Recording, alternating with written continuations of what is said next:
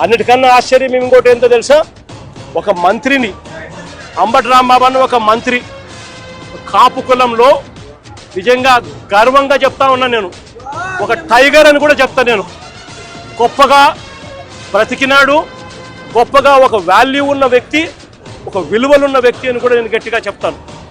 అలాంటి వ్యక్తిని ఆశ్చర్యం కలిగించే విషయం ఏంటంటే, తప్పుడు కేసులో ఇల్లీగల్గా ఆయన్ని అరెస్ట్ చేయడమే కాకుండా స్టేషన్లో ఈ నల్లపాడు సిఐ వంశీ అట, పట్టాభిపురం సిఐ ఇంకొకడు వెంకటేశ్వర్లు అంట, వీళ్ళు అంబటి రాంబాబు అన్నను ఫిజికల్గా కొట్టడం జరిగింది.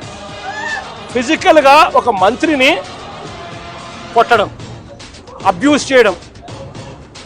నిజంగా ఏం ప్రజాస్వామ్యంలో ఉన్నామా లేదా అని ఆలోచన చేయమని అడుగుతా ఉన్నా నేను. ఎల్లకాలం ఈ ప్రభుత్వం ఉండదు.